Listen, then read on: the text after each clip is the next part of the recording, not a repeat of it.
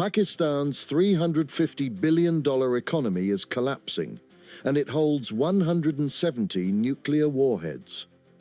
Inflation has crushed the currency. The government survives on emergency bailouts.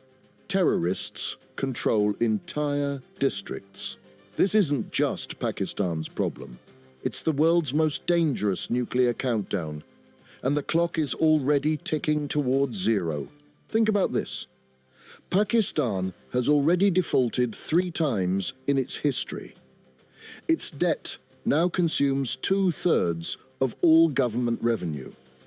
The country experiences power blackouts for up to 12 hours a day, and somewhere in this failing state are enough nuclear weapons to destroy every major city in India twice. But here's what should terrify you.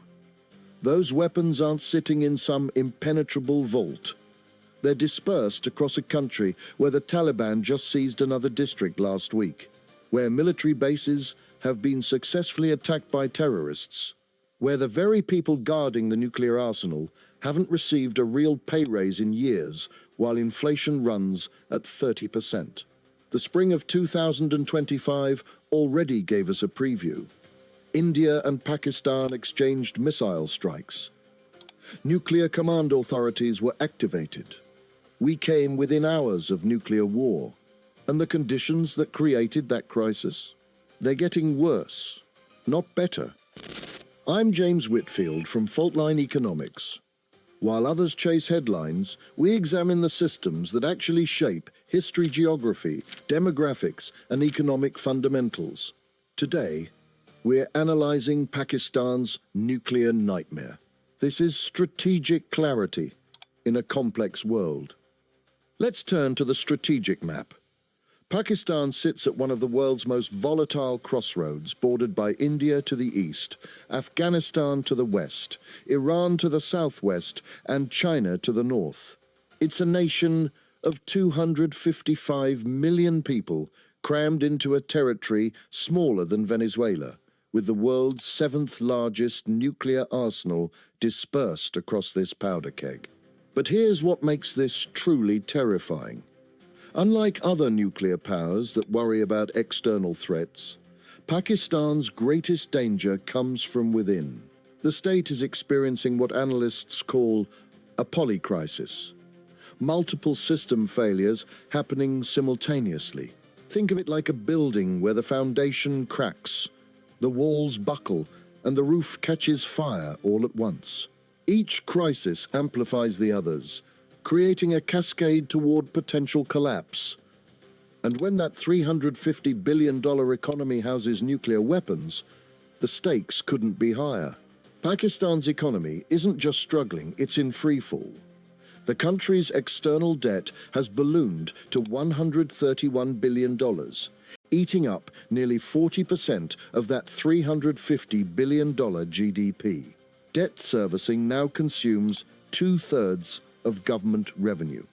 That's not money for schools, hospitals, or even military salaries. It's just paying interest on money already borrowed. Foreign reserves have dropped so low, they barely cover a few weeks of essential imports.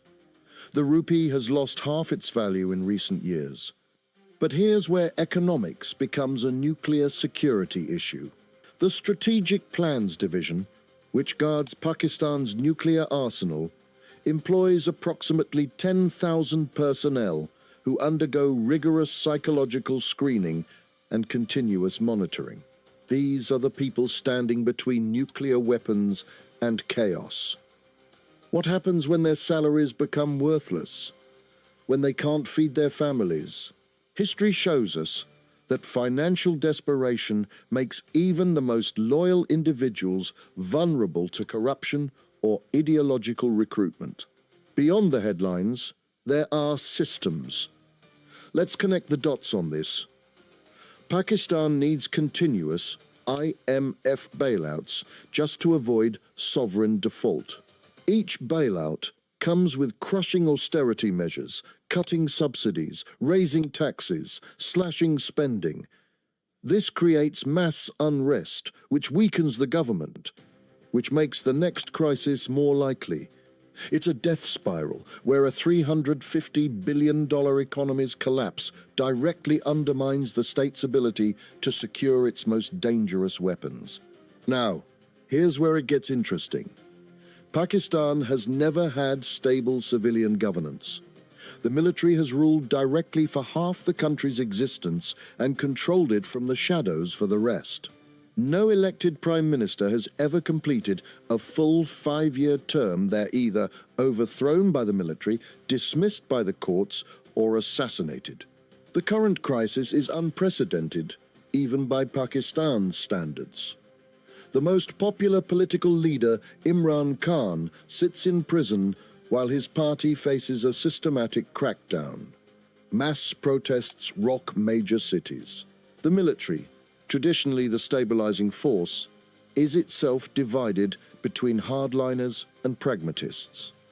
This isn't just political turbulence, it's institutional collapse. Consider this. Pakistan's National Command Authority, which controls nuclear weapons, is nominally headed by the Prime Minister. But when the government lacks legitimacy and the military is fractured, who really has their finger on the button? This ambiguity is exactly what makes nuclear command systems fail. If you value clarity over noise, subscribe to Faultline Economics.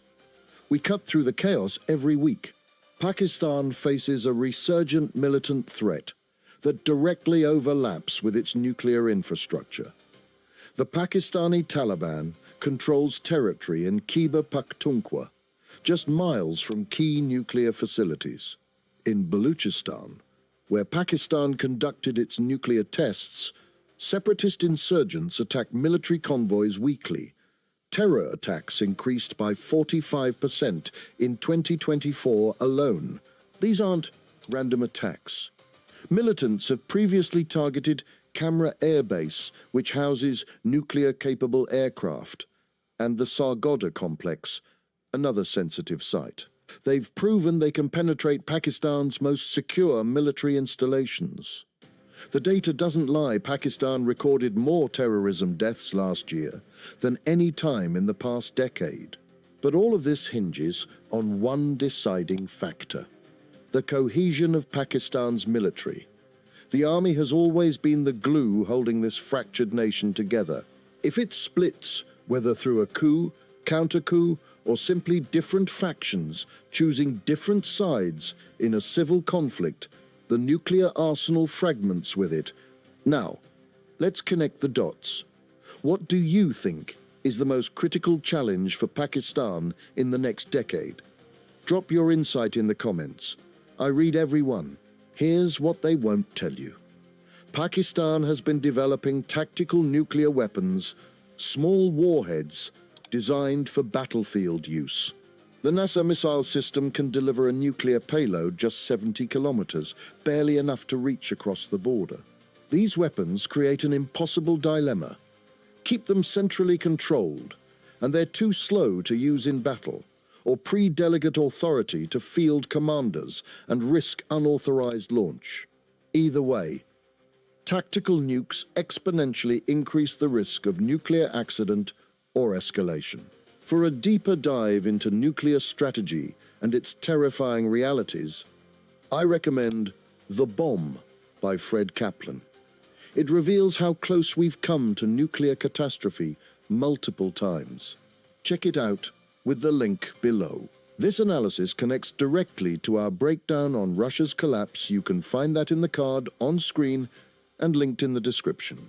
Together with our India nuclear doctrine video, it completes the nuclear triangle shaping South Asia's future.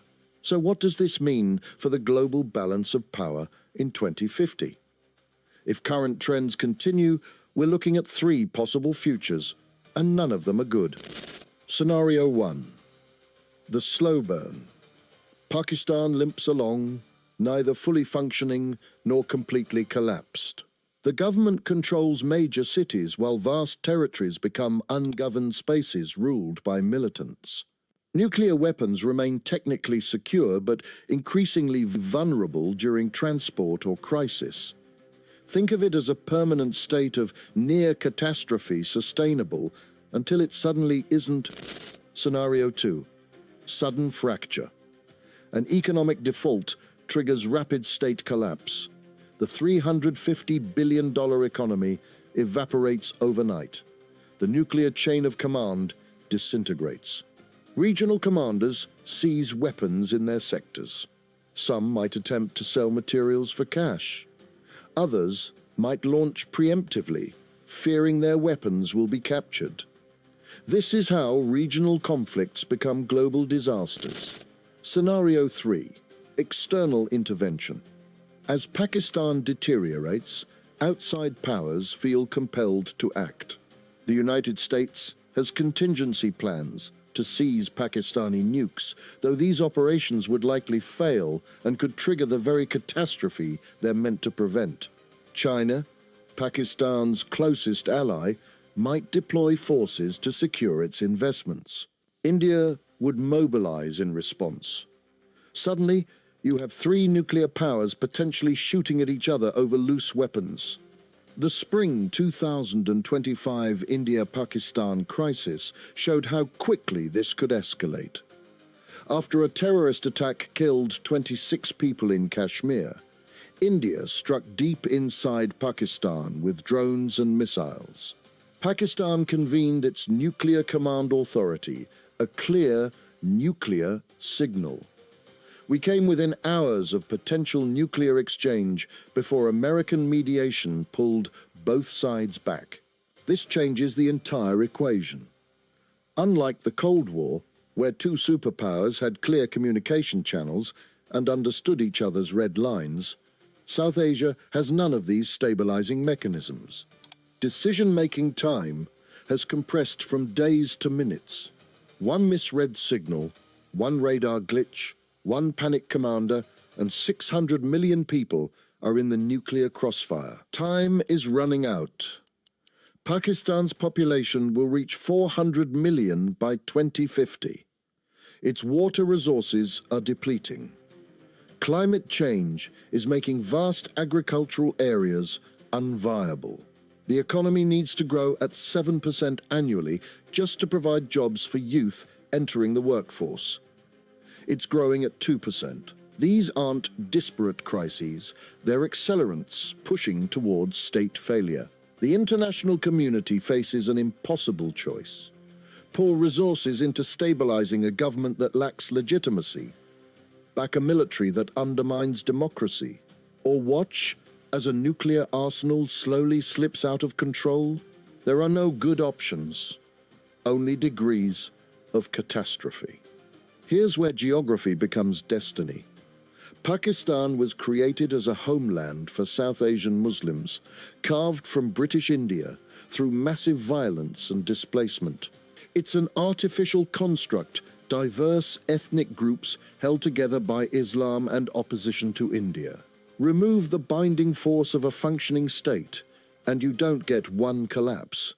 You get multiple simultaneous fragmentations along ethnic, linguistic, and sectarian lines. Sindh, Balochistan, Punjab, Khyber Pakhtunkhwa. Each could become its own conflict zone, with nuclear weapons as the ultimate prize.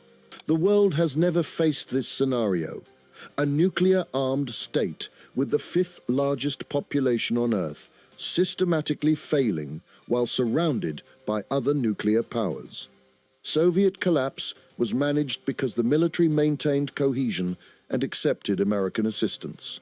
Pakistan's military might not remain unified, and it certainly won't accept American troops on its soil.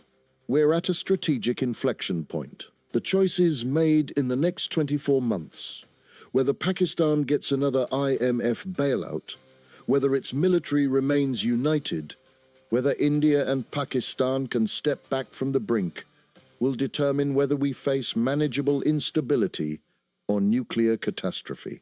Pakistan's $350 billion nuclear time bomb isn't just ticking, it's wired into the future of global stability itself.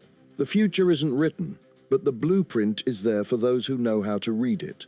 If you gain something from this analysis, subscribe to Faultline Economics and give this video a like. We're building more content like this every week. And as always, stay strategic.